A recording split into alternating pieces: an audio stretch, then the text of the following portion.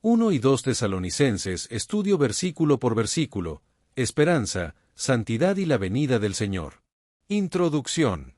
En las epístolas a los tesalonicenses, escritas por el apóstol Pablo alrededor del año 51 después del Mesías, representan uno de los primeros escritos del Nuevo Testamento y fueron redactadas como respuesta a una comunidad joven y vibrante que enfrentaba persecución mientras esperaba con anhelo el regreso de Cristo. La iglesia en Tesalónica fue fundada por Pablo después de ser liberado de la prisión en Filipos, y durante su estancia en la ciudad, predicó en la sinagoga durante 3 sábados consecutivos, demostrando que Jesús era el Mesías prometido, lo que llevó a conversiones significativas entre judíos devotos, griegos prominentes y mujeres de alta posición social.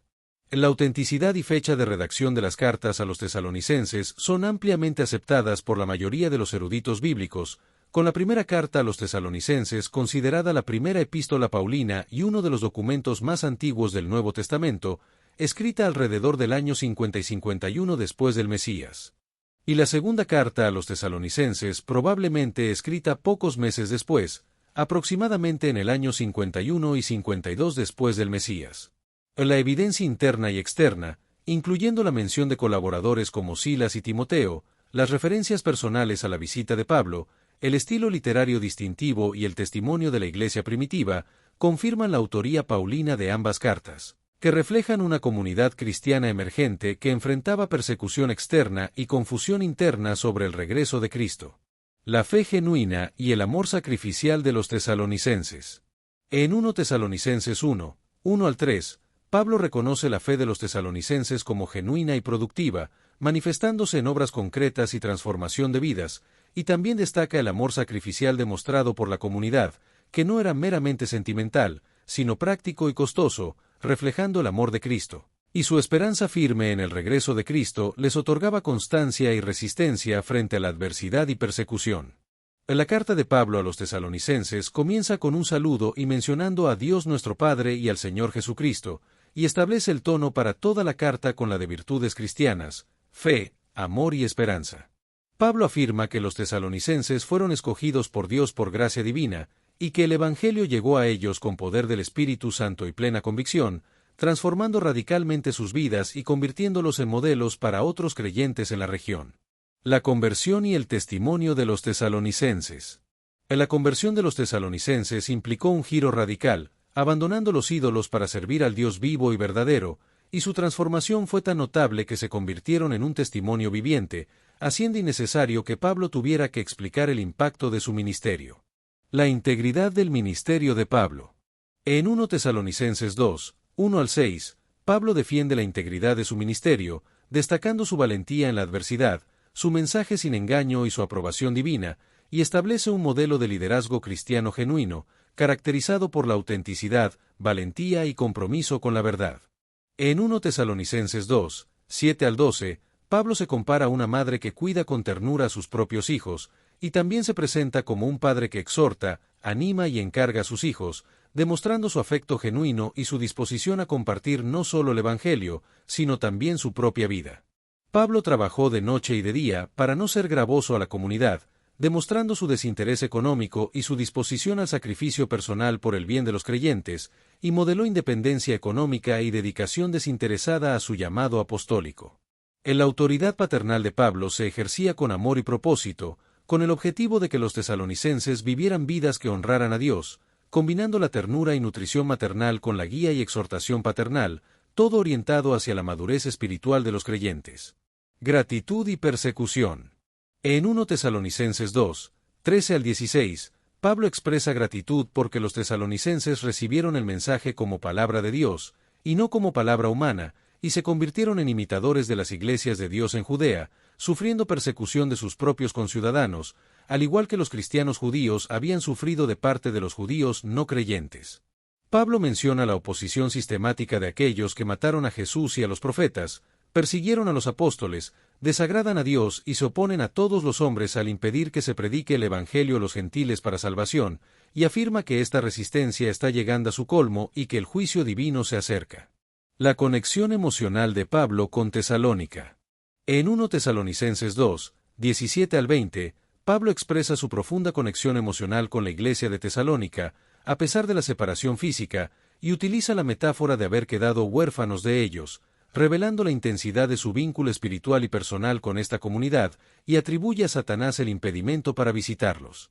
El envío de Timoteo y la preocupación de Pablo. En 1 Tesalonicenses 3, 1 al 5, Pablo decide quedarse solo en Atenas y envía a Timoteo, su valioso colaborador, a Tesalónica con el propósito específico de confirmar y exhortar a los creyentes en su fe, para que no fueran sacudidos por las tribulaciones, y para averiguar el estado de su fe, ya que Pablo había advertido sobre las aflicciones venideras y temía que el tentador hubiera logrado su objetivo. En la decisión de Pablo de enviar a Timoteo muestra su preocupación apostólica por la iglesia de Tesalónica y su deseo de fortalecer la fe de los creyentes en medio de la persecución y las tribulaciones, y revela la perspectiva escatológica que orienta su trabajo apostólico, esperando que los tesalonicenses serán su motivo de gloria ante Cristo en su venida. El pasaje revela el profundo cuidado pastoral de Pablo hacia sus conversos en Tesalónica, demostrando su comprensión de que la fe joven necesita apoyo continuo, especialmente frente a la adversidad, como se ve en el envío de Timoteo para atender a sus necesidades espirituales.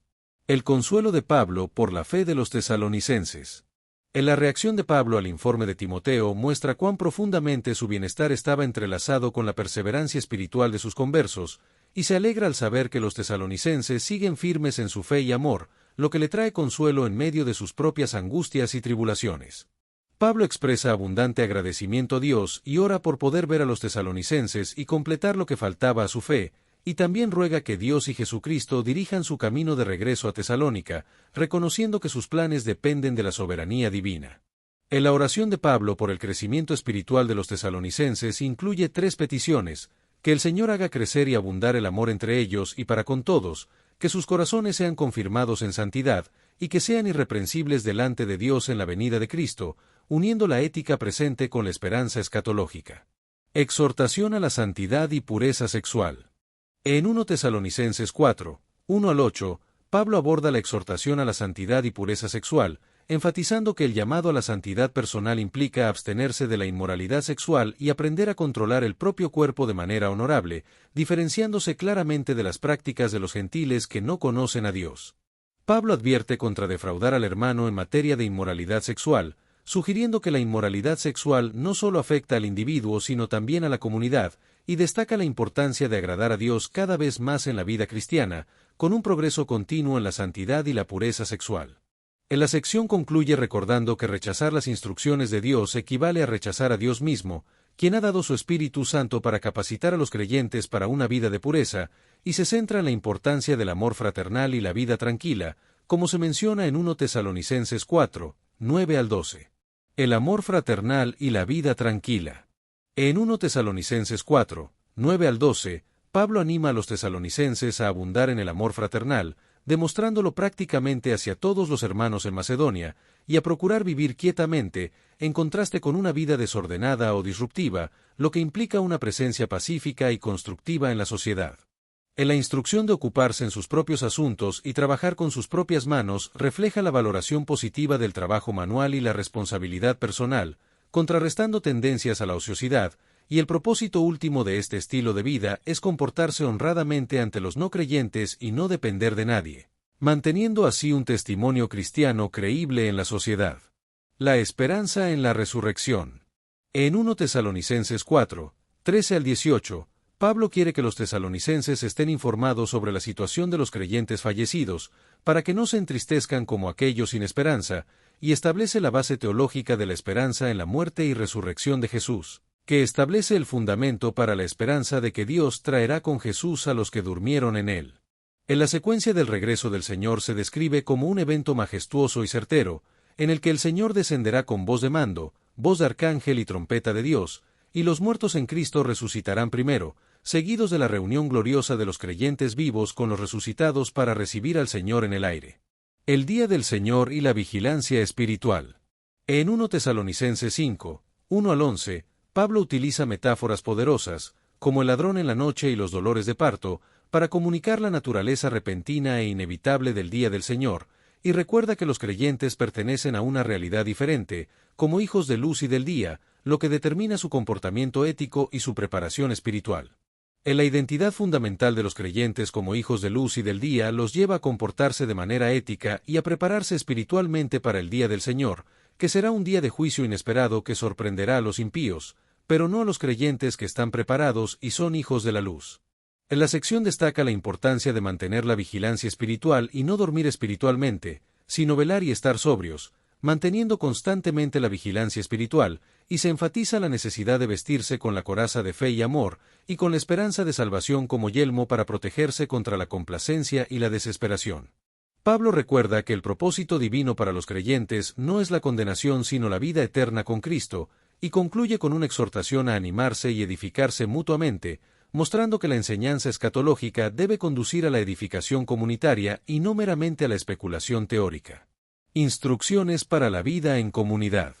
En 1 Tesalonicenses 5, 12 al 22, se proporcionan instrucciones para la vida en comunidad, como honrar el liderazgo, mantener la paz, cuidar mutuamente y vivir una vida espiritual vibrante, regocijándose siempre, orando sin cesar y dando gracias en todo, lo que revela el equilibrio entre respeto a la autoridad y responsabilidad mutua en la comunidad cristiana primitiva. En la carta concluye con una bendición final y despedida, en la que Pablo desea que el Dios de paz santifique por completo a los tesalonicenses, abarcando todo su ser, espíritu, alma y cuerpo, y recuerda que quien los llama es fiel y cumplirá su propósito de santificación en ellos, proporcionando seguridad en el proceso de transformación.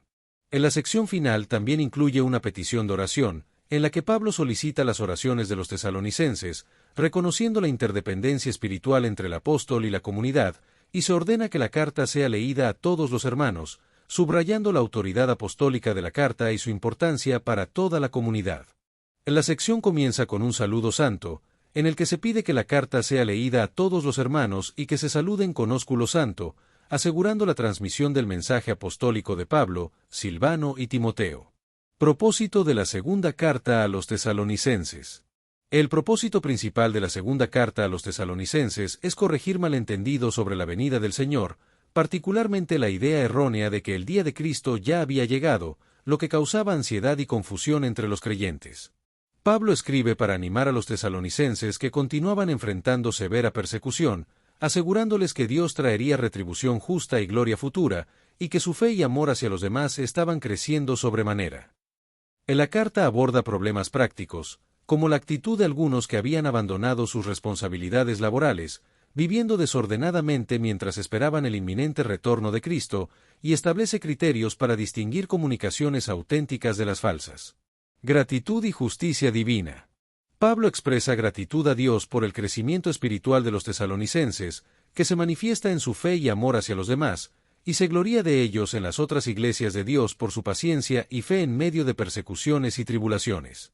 En la sección también destaca la justicia divina y la venida de Cristo, explicando que las aflicciones actuales son evidencia del justo juicio de Dios, que los está considerando dignos del reino por el cual padecen, y que es justo para Dios pagar con tribulación a quienes afligen a los creyentes. Finalmente, se ofrece esperanza de vindicación final para los afligidos, que recibirán reposo cuando Cristo sea revelado desde el cielo con sus poderosos ángeles, y se advierte que los que no conocen a Dios ni obedecen el Evangelio sufrirán pena de eterna perdición. El pasaje presenta una visión equilibrada de la justicia divina, abarcando tanto el consuelo para los perseguidos como consecuencias para los perseguidores, y describe la venida de Cristo en términos apocalípticos, donde vendrá en llama de fuego para ejecutar juicio, pero también para ser glorificado en sus santos y admirado en todos los que creyeron. Oración por los tesalonicenses. En 2 Tesalonicenses 1, 11 al 12, Pablo ora siempre por los tesalonicenses, demostrando la persistencia en la intercesión apostólica, y pide que Dios los tenga por dignos de su llamamiento, reconociendo la responsabilidad de vivir a la altura del llamado divino, y que Dios cumpla todo propósito de bondad y toda obra de fe con su poder. El apóstol Pablo articula el propósito último de su oración, que es que el nombre de Jesucristo sea glorificado en los tesalonicenses y ellos en él, lo que revela la profunda unión entre Cristo y los creyentes, y concluye enfatizando que esta glorificación mutua es conforme a la gracia de nuestro Dios y del Señor Jesucristo. Advertencia contra el engaño. En 2 Tesalonicenses 2, 1 al 12, Pablo exhorta a no dejarse engañar por ningún espíritu, palabra o carta supuestamente suya que afirme que el día del Señor ya llegó, y establece que antes de la venida de Cristo debe ocurrir la apostasía o rebelión y manifestarse el hombre de pecado o hijo de perdición, que se opone y se levanta contra todo lo llamado Dios. El hombre de iniquidad está siendo contenido temporalmente por algo o alguien, posiblemente el Espíritu Santo, el poder romano o el principio del orden divino, hasta que sea quitado de en medio, y se manifestará con el poder de Satanás, con señales y prodigios mentirosos, engañando a quienes no recibieron el amor a la verdad, a quienes Dios enviará un poder engañoso. En la descripción del hombre de pecado utiliza lenguaje tomado de tradiciones apocalípticas judías, particularmente la profanación del templo por Antíoco IV Epífanes recordada en Daniel, y Pablo parece estar corrigiendo un malentendido específico que estaba perturbando a los tesalonicenses, la creencia de que el día del Señor ya había llegado. Acción de gracias y exhortación. En la sección de 2 Tesalonicenses 2, 13 al 17 se centra en la acción de gracias y la exhortación, donde Pablo reconoce que Dios ha escogido a los tesalonicenses para salvación y los ha llamado a alcanzar la gloria de Jesucristo a través de la santificación por el Espíritu y la fe en la verdad. En este pasaje, Pablo contrasta la condenación de quienes se complacen en la injusticia con la elección de los tesalonicenses para salvación, y enfatiza la importancia de las tradiciones apostólicas como ancla de estabilidad frente a ideas especulativas. Interdependencia espiritual. En la sección de 2 Tesalonicenses 3, 1 al 5 revela la interdependencia espiritual entre el apóstol y la comunidad, donde Pablo solicita las oraciones de los creyentes para que la palabra del Señor corra y sea glorificada, y pide ser librado de hombres perversos y malos.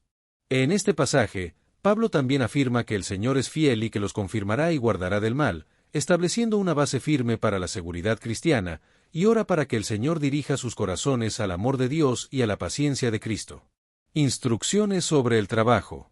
En la sección de 2 Tesalonicenses 3, 6 al 15 se centran las instrucciones sobre el trabajo, donde Pablo comienza con un mandato apostólico solemne para apartarse de todo hermano que ande desordenadamente, y apela a su propio ejemplo de trabajar noche y día para no ser carga para nadie. En este pasaje, Pablo establece el principio de que si alguno no quiere trabajar, tampoco coma, y combina firmeza y amor en la corrección disciplinaria, señalando al desordenado pero no tratándolo como enemigo sino amonestándolo como a hermano. En general, la sección destaca la importancia de la fe, la obediencia y la disciplina en la vida cristiana, y subraya la autoridad de Cristo y la guía del Espíritu Santo en la vida de los creyentes. El enfoque equilibrado de la corrección eclesial en la comunidad de Tesalónica busca la restauración y no solo la punición, y se presenta como una responsabilidad comunitaria en la que todos los creyentes deben participar en el proceso de exhortación y restauración del hermano descarriado. Bendición de paz y despedida.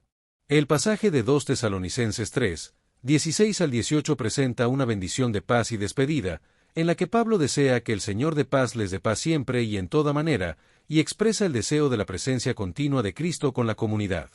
En la autenticidad de las cartas de Pablo es establecida a través de su saludo escrito de su propia mano, que sirve como señal distintiva para distinguir comunicaciones auténticas de las fraudulentas. En la gracia final de Pablo concluye con su bendición característica, en la que invoca la gracia de nuestro Señor Jesucristo para que sea con todos, lo que forma un inclusio con el saludo inicial y enmarca toda la carta. Escatología en 1 y 2 Tesalonicenses. En la escatología en 1 y 2 Tesalonicenses se centra en la venida literal, visible y gloriosa de Cristo, y enfatiza la resurrección corporal de los creyentes fallecidos, el juicio divino y la consolación eterna para los creyentes. En la escatología paulina tiene un propósito pastoral, que es motivar la fidelidad presente y producir vigilancia espiritual, perseverancia frente a la persecución y compromiso ético cotidiano, y se desarrolla con un equilibrio delicado que afirma la certeza de la venida del Señor mientras advierte contra especulaciones sobre su tiempo exacto. En las epístolas tesalonicenses contienen algunas de las enseñanzas escatológicas más explícitas del Nuevo Testamento, y Pablo desarrolla un enfoque que no es meramente informativo sino transformador, diseñado para producir un impacto en la vida de los creyentes. El fundamento cristológico de la esperanza. En la esperanza futura desempeña un papel fundamental en la vida cristiana presente, ya que proporciona orientación y energía para enfrentar los desafíos del día a día, y el apóstol Pablo aborda esta temática en 1 Tesalonicenses 4, donde se ocupa de la preocupación pastoral sobre el destino de los creyentes fallecidos. El fundamento cristológico de la esperanza se basa en la resurrección de Jesús, como se establece en la enseñanza de Pablo, quien afirma que si creemos que Jesús murió y resucitó, así también traerá Dios con Jesús a los que durmieron en él, lo que significa que la esperanza cristiana se ancla en el evento histórico de la resurrección de Cristo. En la secuencia de eventos revelada por Pablo incluye el descenso del Señor con aclamación, voz de arcángel y trompeta divina, seguido de la resurrección de los muertos en Cristo y el arrebatamiento de los creyentes vivos para encontrarse con el Señor en el aire, lo que se conoce como el arrebatamiento y se deriva del latín rapio, que significa arrebatar, llevar rápidamente. El clímax de esta revelación es la promesa de que así estaremos siempre con el Señor, lo que significa que la separación causada por la muerte es temporal, mientras que la reunión futura con Cristo será eterna, constituyendo la esencia de la esperanza cristiana. Y Pablo describe este evento como una elevación sobrenatural de los creyentes para encontrarse con Cristo en su venida. El hombre de pecado y el poder restrictivo. En 2 Tesalonicenses, Pablo también describe la figura escatológica del hombre de pecado y hijo de perdición, tradicionalmente identificada como el anticristo, que se caracteriza por oponerse a todo lo relacionado con Dios y representa la culminación de la rebelión humana contra la autoridad divina, y menciona un poder restrictivo, katechon, que actualmente impide la manifestación plena de esta figura. En las interpretaciones sobre este elemento restrictivo incluyen el Imperio Romano y su ley, el Espíritu Santo, la predicación del Evangelio, o el principio divino de orden que contiene el caos, y el énfasis principal de Pablo es el consuelo derivado de la certeza de la reunión con Cristo y con los creyentes fallecidos, independientemente de la posición escatológica. Santificación, persecución y oración. El pasaje del video 1 y 2 Tesalonicenses estudio versículo por versículo esperanza, santidad y la venida del Señor analiza varios temas importantes en las cartas a los tesalonicenses, incluyendo la importancia de la santificación, la perseverancia en medio de la persecución y la oración en la vida del creyente según Pablo. En la santificación es presentada como la voluntad divina explícita para todos los creyentes, y no solo como una opción para cristianos electos, y abarca el control del propio cuerpo, la moralidad sexual y la transformación integral de cada dimensión de la existencia humana, como se establece en la voluntad de Dios es vuestra santificación. 1 Tesalonicenses 4. 3. Pablo ora para que Dios santifique a los tesalonicenses por completo, 1 Tesalonicenses 5, 23, lo que implica la acción divina y la responsabilidad humana de vivir en santidad y abstenerse de todo mal, y esto se relaciona con la preparación para la venida de nuestro Señor Jesucristo, 1 Tesalonicenses 5, 23. En la perseverancia en medio de la persecución es un tema importante en las cartas a los tesalonicenses, y Pablo reconoce que los tesalonicenses habían recibido la palabra en medio de gran tribulación, 1 Tesalonicenses 1, 6, y continuaban enfrentando persecuciones y tribulaciones, 2 Tesalonicenses 1, 4. Y la perseverancia bajo presión es evidencia de la autenticidad de la fe y señal del justo juicio de Dios. En la oración en la vida del creyente según Pablo es fundamental, y se caracteriza por la gratitud constante, la intercesión específica y la continuidad en la oración, como se establece en Damos siempre gracias a Dios por todos vosotros, 1 Tesalonicenses 1, 2, y orad sin cesar, 1 Tesalonicenses 5, 17. Lo que refleja la importancia de la comunión ininterrumpida con Dios en la vida del creyente. En general, la sección del video destaca la importancia de vivir en santidad, perseverar en la fe y mantener una relación profunda con Dios a través de la oración, como elementos clave para la vida del creyente y la preparación para la venida del Señor Jesucristo. Oración e interdependencia. En la enseñanza de Pablo en 1 y 2 Tesalonicenses destaca la importancia de la oración y la interdependencia en la comunidad cristiana, donde incluso los líderes más dotados necesitan la intercesión de toda la comunidad, y sus prioridades en la oración se centran en el crecimiento espiritual, el amor abundante, la integridad y el avance del Evangelio. Trabajo y responsabilidad cristiana. El trabajo y la responsabilidad cristiana son temas clave en la enseñanza de Pablo, quien presenta su propio ejemplo laboral como modelo de autodisciplina y generosidad, y establece el principio de que si alguno no quiere trabajar, tampoco coma, rechazando la dependencia voluntaria de recursos ajenos cuando se tiene capacidad laboral. En la ética laboral de Pablo se coloca en contexto comunitario, donde el trabajo tiene propósito social y se busca vivir quietamente, ocuparse los propios asuntos y trabajar con las propias manos, con el fin de comportarse honradamente para con los de afuera y no tener necesidad de nada. La enseñanza de Pablo sobre el trabajo adquiere relevancia escatológica única en Tesalonicenses, donde algunos creyentes habían abandonado sus responsabilidades laborales debido a la impresión errónea de la inminencia del fin, y Pablo corrige esta distorsión mostrando que la esperanza escatológica no elimina sino refuerza la responsabilidad presente. Estructura de liderazgo en la Iglesia de Tesalónica. En la estructura de liderazgo en la Iglesia de Tesalónica parece ser plural y no jerárquica, con líderes que trabajan, presiden y amonestan, y la respuesta apropiada ante estos líderes es tenerlos en mucha estima y amor por causa de su obra, sin basarse en posición social o prerrogativas personales. Y Pablo promueve una cultura de respeto hacia el liderazgo sin fomentar autoritarismo ni culto a la personalidad. Los líderes en la Iglesia de Tesalónica tenían la responsabilidad de enseñar y preservar la sana doctrina, y Pablo destaca la importancia de mantener la estabilidad teológica a través de la enseñanza y la preservación de las tradiciones que fueron enseñadas. El trabajo pastoral es descrito por Pablo como un esfuerzo intenso y fatigoso, utilizando la palabra copia para denotar la naturaleza exigente del liderazgo, y los líderes os presiden en el Señor ejerciendo una autoridad delegada por Cristo y limitada por el señorío de Cristo sobre la Iglesia.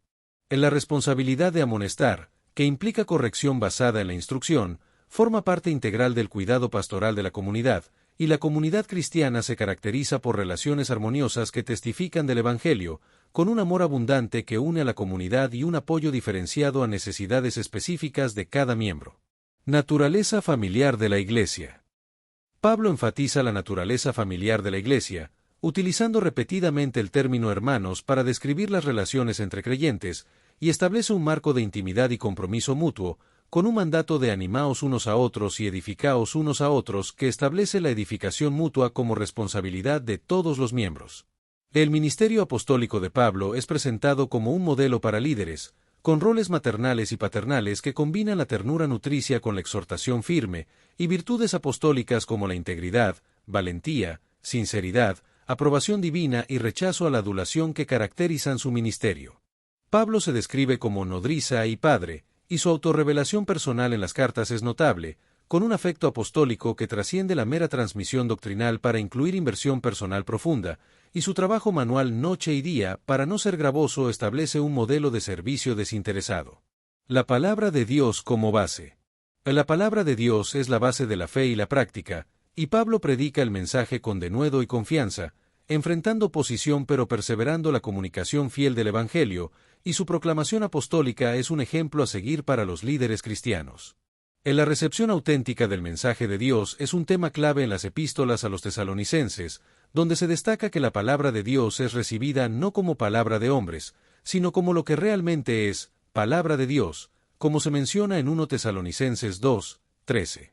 En la transformación efectiva de los creyentes es otro aspecto importante, ya que la palabra recibida actúa eficazmente en vosotros los que creéis, produciendo un cambio interno y un comportamiento externo, como se establece en 1 Tesalonicenses 2, 13. En la preservación fiel de las tradiciones y la enseñanza apostólica es fundamental, y Pablo establece una distinción crucial entre el mensaje humano y el divino, reclamando autoridad divina para su enseñanza, especialmente en cuanto a la parucía de Cristo, como se menciona en 1 Tesalonicenses 4, 15. Dios el Padre en las epístolas. El a Dios el Padre es un tema presente en las epístolas, donde se presenta a Dios Padre como fuente de elección, objeto de conversión genuina y origen de vocación, a Jesucristo como Señor y agente de liberación, y al Espíritu Santo como activo la conversión, la santificación y la vida comunitaria. Cristo es el centro de la esperanza cristiana en estas epístolas, donde se le presenta como objeto de espera, fuente de consuelo y juez escatológico que ejecutará justicia perfecta, y su título de Señor, Kyrios, se repite en contextos que evocan atributos divinos. En la cristología de las epístolas a los tesalonicenses enfatiza el señorío de Jesús y su papel fundamental en la salvación y la esperanza cristiana, y aunque Pablo no desarrolla una doctrina sistemática, sus cartas contienen referencias significativas que destacan la unidad y la distinción de las personas divinas. El señorío de Cristo. Del pasaje escribe el señorío de Cristo, que se expresa en su venida futura con autoridad suprema sobre la vida, la muerte y el destino eterno, y se fundamenta en su resurrección histórica, como se menciona en 1 Tesalonicenses 4, 14 y 1 Tesalonicenses 4, 16. Cristo es descrito como el sustentador de la vida cristiana, el retornante que garantiza la consumación, y el eterno con quien se tendrá comunión perpetua, como se indica en 2 Tesalonicenses 2, 16 y 17 y 1 Tesalonicenses 4, 17, lo que constituye la esencia del gozo eterno. El Espíritu Santo en la vida del creyente. Del Espíritu Santo juega un papel fundamental en la vida del creyente tesalonicense, proporcionando poder en la evangelización, gozo en la tribulación, y actuando como agente de santificación, como se menciona en 1 Tesalonicenses 1, 5, 1 Tesalonicenses 1, 6 y 2 Tesalonicenses 2, 13. Del Espíritu Santo es considerado un don divino que habilita para la vida santa y garantiza la pertenencia a Cristo, y Pablo advierte sobre la importancia de no apagar al Espíritu y de examinar todo con discernimiento equilibrado, como se indica en 1 Tesalonicenses 4, 8 y 1 Tesalonicenses 5, 19 al 21. La misión evangelizadora. En la misión evangelizadora en 1 Tesalonicenses se describe como un proceso que comienza con la proclamación inicial del Evangelio por parte de Pablo, seguida de una conversión transformadora, un testimonio expansivo y un alcance regional, lo que representa un modelo de evangelización efectiva, como se menciona en la sección. La misión evangelizadora en 1 Tesalonicenses. El apóstol Pablo describe un proceso que comienza con la proclamación apostólica y culmina con la difusión autónoma del mensaje por los propios convertidos, lo que se evidencia en la conversión radical de los ídolos a Dios y en la reorientación completa de lealtad religiosa y praxis vital. Fe, amor y esperanza. O la fe, el amor y la esperanza son presentadas como virtudes fundamentales en la vida cristiana, que no son meramente sentimientos internos, sino fuerzas transformadoras que producen acción, y que se manifiestan en la obra, el trabajo sacrificial y la constancia o perseverancia.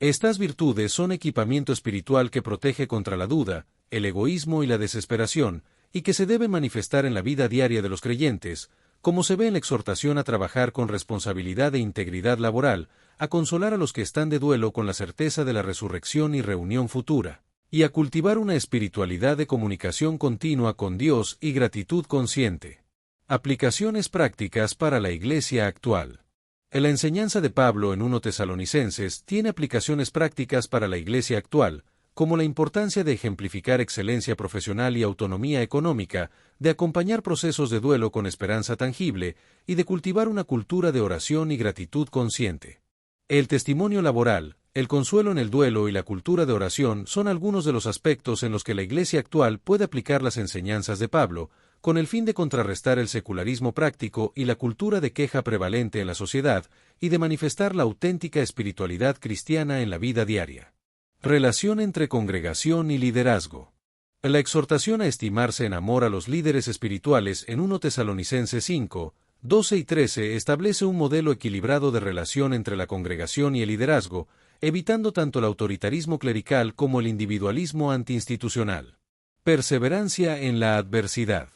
La perseverancia en la adversidad es un tema clave en 2 Tesalonicenses, donde Pablo alaba la constancia de los tesalonicenses en medio de persecuciones, proporcionando un modelo para creyentes contemporáneos que enfrentan hostilidad cultural o religiosa. Advertencia contra falsas enseñanzas. La advertencia contra falsas enseñanzas escatológicas en 2 Tesalonicenses 2, 2 y 3 insta a las iglesias actuales a cultivar discernimiento teológico, evaluando cuidadosamente interpretaciones proféticas sensacionalistas y rechazando predicciones específicas sobre el tiempo del fin. Instrucciones sobre los indisciplinados. Las instrucciones sobre los indisciplinados en 2 Tesalonicenses 3, 6 al 15 proporcionan principios para la disciplina eclesiástica contemporánea, enfatizando la firmeza en principios pero amor en actitud, responsabilidad compartida pero no rechazo definitivo, y buscando siempre la restauración. Laboriosidad y autosuficiencia. Del énfasis en la laboriosidad y autosuficiencia en 2 Tesalonicenses 3, 10 al 12 contrarresta tanto la dependencia injustificada de recursos ajenos como la espiritualidad desconectada de responsabilidades prácticas, estableciendo un equilibrio saludable. Pureza moral y preparación ética. La expectativa del regreso de Cristo motiva pureza moral y preparación ética, como se ve en 1 Tesalonicenses 5, 23, donde se insta a los creyentes a que su ser entero sea guardado irreprensible para la venida de nuestro Señor Jesucristo. Responsabilidad presente y compromiso. La escatología paulina impulsa responsabilidad presente y compromiso con vocaciones terrenales y relaciones comunitarias, viéndolas como contextos para fidelidad al Señor que viene, como se ve en 2 Tesalonicenses 3, 12, donde se ordena a los creyentes que trabajen tranquilamente. Autoridad apostólica. En la disciplina de la Iglesia se fundamenta en la autoridad apostólica, como se ve en 2 Tesalonicenses 3, 6, donde Pablo ordena a los hermanos en el nombre de nuestro Señor Jesucristo, estableciendo que la disciplina no es preferencia personal sino mandato con peso divino. Edificación comunitaria. En la esperanza escatológica no es material para especulación individual, sino recurso para edificación comunitaria, especialmente en momentos de pérdida y dolor, como se ve en 1 Tesalonicenses 4, 18, donde se insta a los creyentes a consolarse unos a otros con estas palabras. Separación limitada. En la separación limitada es una respuesta práctica para aquellos que se desvían del camino correcto, implicando un distanciamiento social pero no una excomunión completa, como se menciona en Apartaos de todo hermano que ande desordenadamente, 3, 6.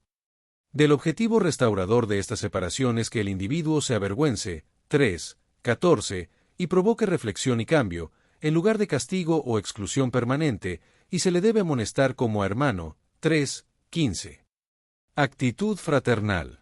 La actitud fraternal es fundamental en este proceso, ya que Pablo identifica el problema de algunos que andan desordenadamente, no trabajando en nada, sino entrometiéndose en lo ajeno, 3, 11, y el proceso disciplinario incluye varios niveles de intervención, como ejemplo positivo, exhortación verbal, restricción relacional y amonestación fraterna. Respuesta cristiana ante la falsa enseñanza. La respuesta cristiana ante la falsa enseñanza implica estabilidad doctrinal, como se menciona en No os dejéis mover fácilmente de vuestro modo de pensar, 2 Tesalonicenses 2, 2, y adherencia a la tradición apostólica, retened la doctrina que habéis aprendido, sea por palabra o por carta nuestra, 2 Tesalonicenses 2, 15. El discernimiento activo es crucial, como se menciona en Examinadlo todo, retened lo bueno, 1 Tesalonicenses 5, 21, y la autenticación de fuentes es importante para contrarrestar falsificaciones o atribuciones erróneas, como se establece en la firma en toda carta mía, 2 Tesalonicenses 3, 17. Consuelo divino. En tiempos de tribulación, Pablo ofrece consuelo divino, mencionando la realidad del sufrimiento cristiano y presentando promesas de consuelo como un regalo de Dios en medio de la adversidad, y el consuelo proviene de la fidelidad de otros creyentes, la presencia del Espíritu Santo y la esperanza de vindicación futura. Dios y Cristo son fuentes directas de consuelo, como se describe en el mismo Señor nuestro Jesucristo, y Dios nuestro Padre, el cual nos amó y nos dio consolación eterna, 2 Tesalonicenses 2, 16, y este consuelo es eterno, ainios, trascendiendo las circunstancias cambiantes para proporcionar estabilidad permanente. El apóstol Pablo conecta el sufrimiento presente con un significado futuro, interpretándolo como una oportunidad para demostrar fidelidad y confirmación del llamado al reino de Dios, en lugar de evidencia de abandono divino. Crecimiento espiritual. El crecimiento espiritual es concebido por Pablo como un proceso continuo que implica tanto la acción divina como la humana, y abarca múltiples dimensiones, incluyendo la doctrina, el afecto, el comportamiento y el testimonio. La gratitud. La gratitud es presentada como una actitud fundamental del cristiano, siendo un mandato divino que debe ejercerse en todo, independientemente de las circunstancias, y se enfoca en virtudes espirituales como la fe, el amor y la esperanza. En la práctica de la gratitud se presenta como un antídoto contra actitudes problemáticas, como el descontento, la ansiedad y el miedo, y reorienta la perspectiva del creyente hacia el propósito divino. La victoria final de Cristo. La victoria final de Cristo sobre el mal es descrita por Pablo, quien describe la culminación del mal en la figura del hombre de pecado o hijo de perdición, quien se opone a todo lo divino y se presenta como Dios, y opera con gran poder y señales y prodigios mentirosos para engañar. En la instrucción de agradecer en todo no ignora los desafíos reales, sino que los sitúa dentro del marco más amplio del propósito divino, y reconoce que algunas circunstancias en sí mismas no son motivo de gratitud, pero el creyente puede mantener una actitud agradecida por la presencia y propósito de Dios. La falsificación sobrenatural es efectiva para aquellos que no recibieron el amor de la verdad para ser salvos, como se menciona en 2 Tesalonicenses 2, 10, y el Señor Jesús matará al hombre de pecado con el espíritu de su boca y destruirá con el resplandor de su venida. La destrucción del hombre de pecado no requiere una batalla prolongada, sino simplemente la manifestación de la presencia gloriosa de Cristo, y los perseguidos recibirán reposo mientras los perseguidores enfrentan justo juicio, como se establece en 2 Tesalonicenses 1, 6 y 7. La victoria de Cristo es presentada por Pablo como una certeza absoluta, y no como una posibilidad incierta, y su triunfo final está asegurado, lo que ofrece consuelo a los creyentes que enfrentan persecución, ya que su sufrimiento es temporal, mientras que la vindicación divina es eterna. Impacto regional. La conversión de los tesalonicenses causó un impacto regional, y su fe en Dios se extendió en todo lugar, como se menciona en 1 Tesalonicenses 1, 8, y este testimonio expansivo surgió naturalmente de un cambio radical, como se establece en 1 Tesalonicenses 1, 9. Pablo insta a los creyentes a comportarse honradamente para con los de afuera, y a trabajar con las propias manos y no depender de nadie, estableciendo credibilidad en una cultura que valoraba la autosuficiencia, y la perseverancia en medio de la persecución es un testimonio poderoso, como se menciona en 1 Tesalonicenses 1, 6. La paciencia de Cristo. En la palabra griega hipomoné, traducida como paciencia, constancia o perseverancia, es una virtud que adquiere dimensión cristológica cuando Pablo menciona la paciencia de Cristo, y el Señor modela perfectamente esta cualidad en su ministerio terrenal y su perseverancia hasta la cruz, proporcionando tanto ejemplo como poder para la constancia del creyente. En la comunidad creyente se convierte en modelo para todos los creyentes, no buscando deliberadamente tal posición, sino simplemente viviendo auténticamente su fe, y la paciencia y constancia en la vida cristiana son fundamentales para mantener la dirección y el propósito a pesar de las fuerzas opositoras. La capacidad de perseverar en la fe no proviene solo de la determinación humana, sino de la conexión con la paciencia de Cristo, y se manifiesta la constancia de los tesalonicenses en su fe inquebrantable a pesar de la oposición, como lo destaca Pablo en la constancia de vuestra esperanza en nuestro Señor Jesucristo.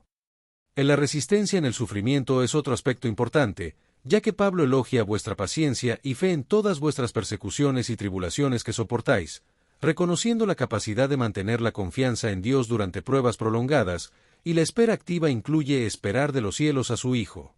Combinando anticipación expectante con fidelidad presente mientras se aguarda la consumación. Perseverancia en el crecimiento. La perseverancia en el crecimiento es fundamental, ya que la instrucción de abundar más y más en la vida agradable a Dios implica constancia en el desarrollo espiritual continuo, rechazando tanto el estancamiento como la complacencia, y la paz de Dios que sobrepasa todo entendimiento es un don divino que trasciende las limitaciones de tiempo y circunstancia. La paz de Dios es descrita como el mismo Dios de paz que santifica por completo, y es permanente y comprensiva, trascendiendo las limitaciones de tiempo y circunstancia, y también tiene una dimensión comunitaria, ya que se espera que los creyentes tengan paz entre sí, y es una bendición fundamental que se menciona en los saludos iniciales de las cartas de Pablo. La paz cristiana. La paz cristiana existe paradójicamente en medio de la tribulación, y no requiere la ausencia de conflicto externo, sino que trasciende y transforma la experiencia del conflicto, y la esperanza cristiana en Tesalonicenses se centra en la persona de Cristo, y es una confianza concreta en el retorno literal del Señor Jesús y todo lo que ese evento implica, y está fundamentada históricamente en la resurrección pasada de Jesús. La esperanza tiene varias funciones, como ser un consuelo en la aflicción, un motivo de perseverancia, y un testimonio ante el mundo, y Pablo destaca la función consoladora de la esperanza, ya que la certeza del reencuentro futuro transforma la experiencia del duelo presente, y la esperanza es una ancla del alma que proporciona certeza y consuelo en medio de la adversidad.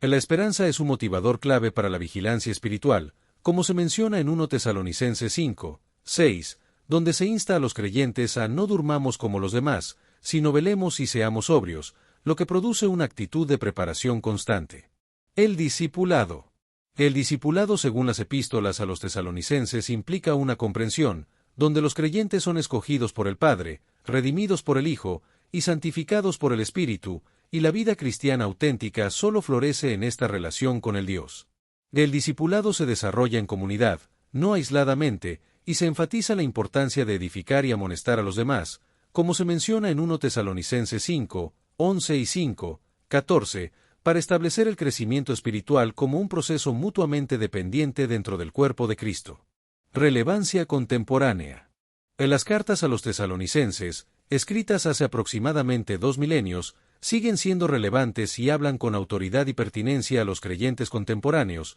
abordando desafíos fundamentales como mantener la fe bajo presión y equilibrar la esperanza futura con la responsabilidad presente. Estas epístolas establecen fundamentos cristológicos y escatológicos cruciales, como la deidad de Cristo, su retorno literal, la resurrección corporal y el juicio final, que han informado la teología cristiana a lo largo de los siglos. La enseñanza de Pablo en estas cartas ofrece una guía ética duradera para la vida cristiana, abordando temas como la pureza sexual, la integridad laboral, el amor fraternal y la disciplina comunitaria, y proporciona un modelo holístico de discipulado que integra creencia y comportamiento. El legado más profundo de estas epístolas es su mensaje de esperanza en Cristo, que proclama una esperanza trascendente anclada en la resurrección pasada y garantizando la reunión futura, y que debe transformar cada dimensión de la vida actual de los creyentes.